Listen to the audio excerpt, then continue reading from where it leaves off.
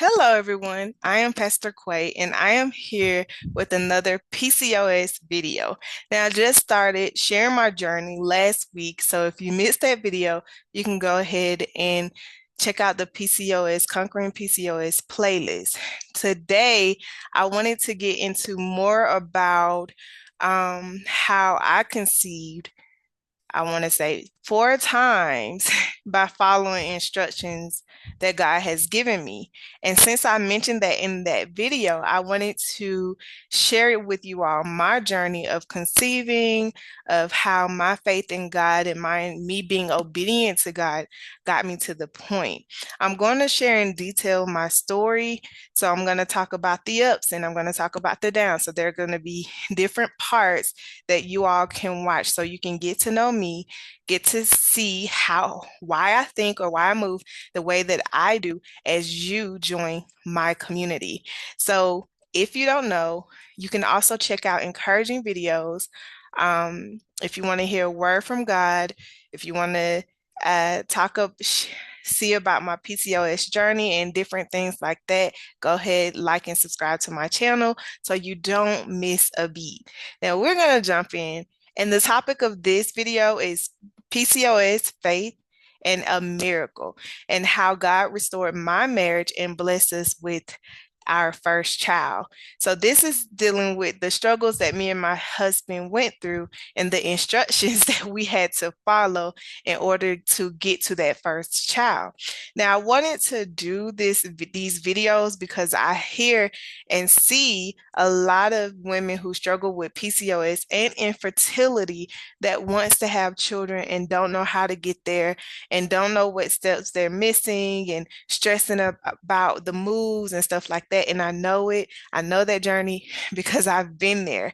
But there's been certain things that God had to do within me and that I had to do to be faithful to God that got me to where I am now. I have 3 kids and I currently have one on the way.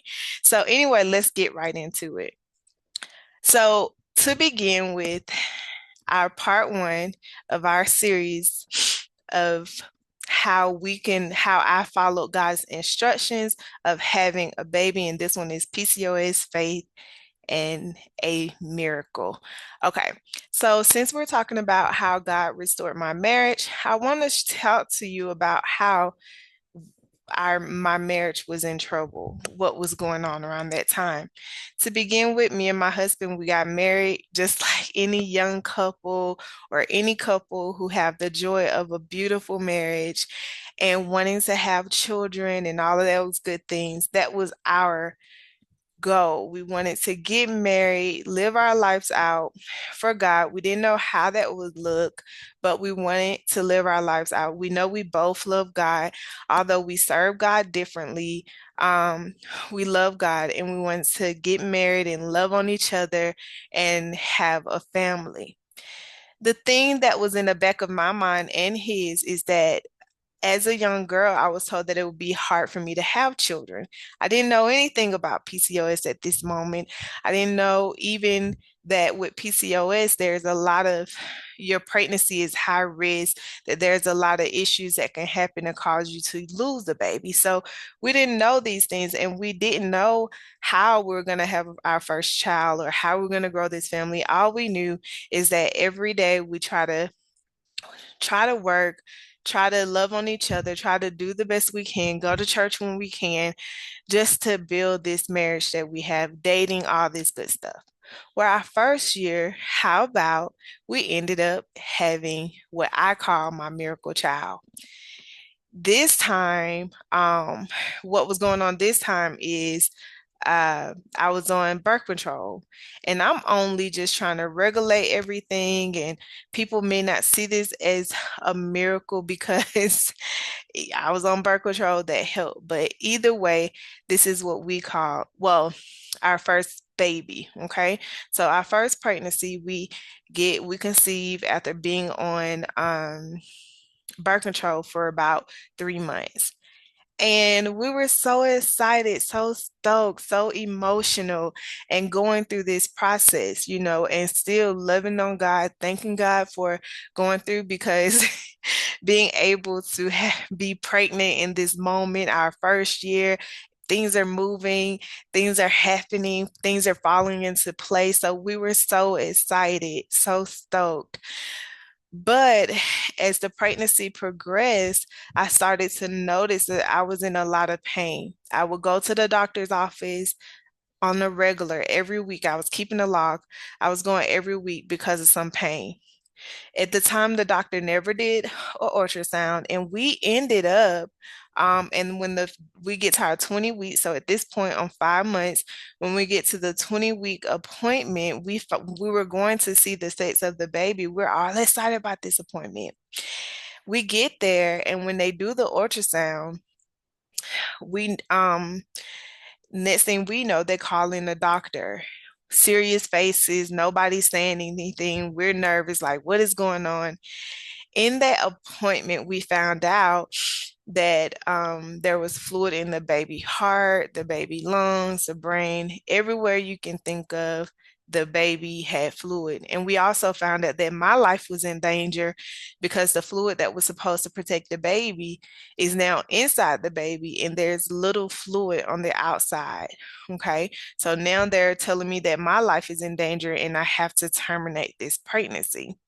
Now, this was very hard on us. Like when we heard this in this doctor's office, we probably stayed in that room for an hour just crying our eyes out, not knowing or understanding what happened, why the doctor didn't catch this.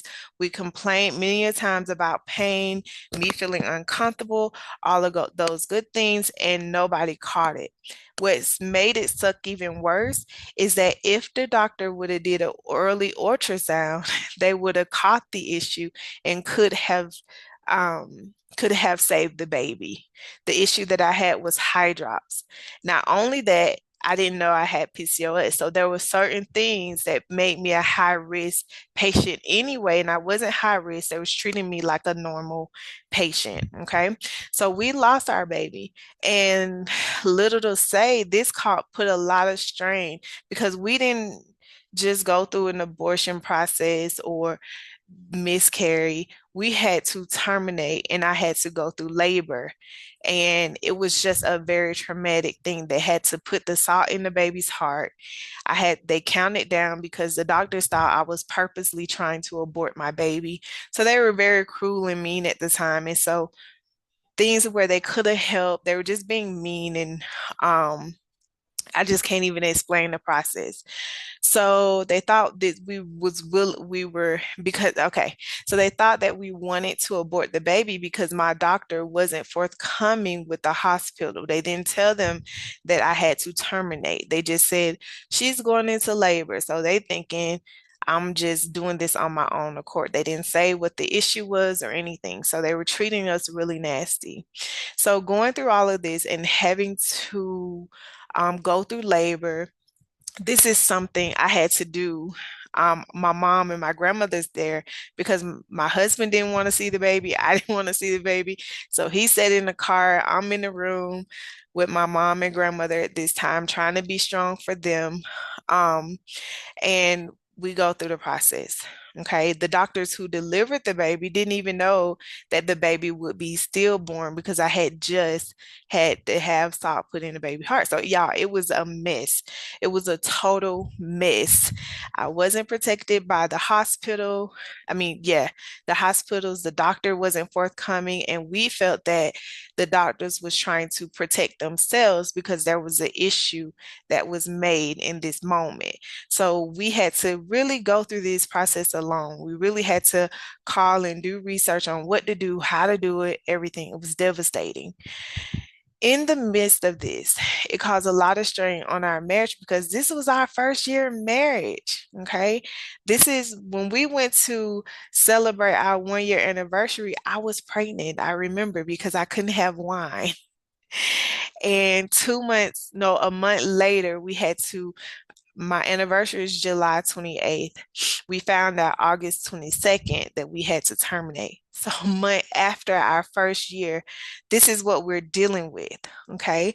And so this caused a lot of strain on our marriage. Why was this strain? And why am I talking about this? I'm talking about this because infertility and the things that we go through in our bodies when we're trying to have kids or when we lose a child, it causes a lot of strain on marriages. But the one thing that we did not do is we did not hold on to our relationship with God the way that we should have. I think the thing that happened that made the strain even worse is that trust that we put in God, we no longer trusted God the way that we should have because this situation happened to us amongst other things that happened to us in our first year. And we felt like, Lord, if you loved us, or Lord, if you really cared about us, this would not have happened. Okay. And there was a lot of people saying, y'all should keep the baby and things like that, but they didn't understand the um what it would have done to me. And even then, God was still with me because I didn't know what decision should I sacrifice my life and still try and have my baby, or should I go ahead and terminate the pregnancy? When we tried to make this decision, God did give me a dream. And I didn't think about this as we tried to live out our marriage. I didn't think about how God was with us and letting me know what to do. Okay, he gave me dreams after dreams, letting me know even before we encountered the situation, he was giving me dreams, trying to prepare us. But after we went through this, it's called a lot of strain because he agreed one way, my husband agreed one way, and I agreed another, and we could not meet each other in the middle. We not only couldn't we meet each other in the middle, since we're not trusting God, we're not going to God on how to be a wife to my husband, or my husband going to God of how to be a husband to my wife. There was just a lot of things that we struggled with because that trust that we had for God, we both lost just because of the struggle. And since this happened, and we stopped meeting each other in the middle, and we stopped even going to each other and expecting things that, you know, wasn't expecting more than what we should from each other. We could not compromise the right way, or we couldn't meet each other. We couldn't survive in our marriage without God, because that's where we stood on. Our word is trying to go grow with God and trying to learn each other and get to know each other. Because when you have God in the middle, there's some things that God is able to reveal to you about your spouse that your spouse may not feel comfortable talking about, or that some things that your spouse may need that they may not even know that they need. So it's just a lot of things. When we cut God out, we cut a lot of things out. We cut a lot of that love, because God is love, with that love of knowing how to without loving. If you do this, then I'm gonna love you this way, or if I do this, then he's gonna love me this way. Having this expectation of what love's supposed to look like. So due to these issues that we kept encountering, and it's more details, whatever the case may be, but the thing was, God wasn't there. Because of that, our 8 years, we separated. We couldn't figure it out. We tried to do this, get this right, come up with different solutions, but it wasn't enough. Okay. We needed God in it. So because of this loss, it just caused a lot of strain. Okay. It caused a lot of strain in our marriage, and it caused a lot of strain in our relationship with God. Now, here's the thing. When we separated, my life definitely, our lives both was upside down because we did not see a life without each other. I did not see a life without him. I never wanted to have a life without a husband. That was something that I felt as a child. And when I met my husband, I knew he was the one. So if I could not have him, then what is the point? And this is how I thought, and this is how I felt, because remember, God was not in the picture the way that he should. And now that we separated, I became super angry. Didn't want to hear nothing God had to say, didn't want to be around the people um that loved on God, because some of them I felt pushed me away. You know what I mean? In the midst of my own hurts, in the midst of my own pain. So I didn't want to have anything to do with them. But one thing about it, my husband stayed my friend. He stayed my best friend. Whenever I was able or allow him to speak to me, he always was there. He trying. He made sure during the time we separated that he could be my friend, that I could speak to him. He would be an open ear. And I remember us having conversations. And I was saying, I don't want to have kids with nobody but you. I don't see myself having kids with nobody but you. But mind you, I didn't know how I was going to have kids. I didn't even have cycles on my own. There would be 2 to 3 years that I would go with only one cycle or none. So I didn't know, but we're just talking. But what we didn't know was God was setting up a scene to be so he can be reintroduced to us in a way. So I remember getting to my wits' end. I was very suicidal.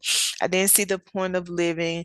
I was doing things that I never had dreamed of doing or never imagined doing. And there was a time where I had an interview. Now I'm telling you all these things because God built the scene so you all can know what place I was in. I was just so distraught, especially feeling like I can't even do the one thing that women was created to do. And this is what I was thinking. I can't even have a child. I can't, and even when I get pregnant, I can't even keep the child. So it was just a lot of hurt and pain that I still struggle with. Then I can't even keep my own husband. I can't even make him love me. So what's the what's the point? It was just a lot. Even the ones that I called friend at the time, they didn't even know how to be a friend to me. So there wasn't a lot of hope. And I remember that I had an interview for Delta, and people's like, oh, it's hard to get on with Delta because they need to see your personality coming through the phone when they have an interview with you. And I'm like, oh my God, I'm not even me. I'm not even the same person that I used to be. I can't even smile, And I remember sitting in the car and saying, Lord, my smile, this the first time I came to him when the day I had this interview. And I said, Lord, I can't smile. How can I do this interview and I can't even smile? And in that moment, God touched my heart. Okay. He touched my heart. And when he touched my heart, I started to go up in tongues, crying in the car in traffic. I didn't even care about the traffic, but he touched my heart. And in that moment, he told me to go home. And I'm like, at this point, Lord, I feel like crap. I don't feel like my husband want me. The things that I've done, the things that I've did, I don't feel like I'm qualified to be his wife anymore. I haven't even been seeking you. And in the time that we separated, where I failed and where I went into the world and lost my mind, my husband went to God and he built a relationship with him, and he prayed for me day in and day out. He was there. Even when there was a situation he knew about that I lost my mind, he still prayed. So mind you, I knew that. So when God told me to go home to him, I didn't feel there wasn't just extreme joy. It was more like, is this me? Is this God? And I knew it was him, because I wouldn't have said it. But I felt uncertain about the moves because of what I felt like I became. I felt like I became different. The giddy person, I felt like that person was gone. I felt like I couldn't smile. I felt like there was no meaning for me anymore. And so for him to tell God to tell me to go home, that's exactly what he meant. And when I called my husband and told him, God told me to come home, he said, you wouldn't believe this. because before we separated, we was gonna renew our vows, and I had bought a dress, and I thought that I just stopped taking, was paying payments, and then once we separated, I just stopped. So I just thought it was in collections or something. He told me that God told him to go get that dress, and he went and got it. So y'all, in that moment, that was a turning point of my life, my husband's life, our marriage. It was a turning point because one thing my husband had told me before, and I had mentioned to him, is that I felt every way that I felt like he wouldn't even want to be with me, the different person, everything that I said to y'all, he told me, he said, there's a lot of things that you say you want to do. You want to help women. You want to be able to be there for them, encourage them, and have a ministry, and things like that. Things that God had put on my heart a long time ago. He said, but if you didn't go through things, how can you help others? If you didn't experience the things you experienced, how can you help those that experience those same things? And he was right. These are the things that God used to grow me and grow my ministry. So, anyway, this is the background. So, once God told me to go home, that was in September. It was in September, and we just started dating, starting to get to know each other. I started to pray again. He started to send me scriptures and things like that, start getting in my word. And a month later, God gave us our first miracle child. During this moment, didn't have no cycles. I didn't ovulate. I already know what these things look like. I know the signs. None of it. There was no inkling, nothing. There was nothing, no sign that there was a pregnancy coming. And sure enough, my instructions was to go home to my husband. I didn't have to figure out how those things was going to play out. God started to work things out piece by piece. And I remember I'm like, Lord, how's all this going to work? But he told me I didn't have to worry about it, just be obedient. So my first instructions was to go home. A month later, after I did what I was supposed to do and start rebuilding my relationship with God, that's when God blessed us with our first miracle child. So even though, see, and I wanted to talk about these things because when I look at these platforms, when I hear certain things, people saying, if you do that, if you generational curses, and if this and that, and if you do this wrong, or if you do this right, or whatever, you're not going to get with those things that God promised you. Even when it comes to children, and I say children because this comes with dealing with your body. If things does not be in place, well, what the world says, if things, your body, if you don't have the right, if you don't ovulate, if you don't have a cycle, if you don't this, if you have this kind of issue, and you have this kind of issue, then you can't have a child, or it'd be hard for you to have a child.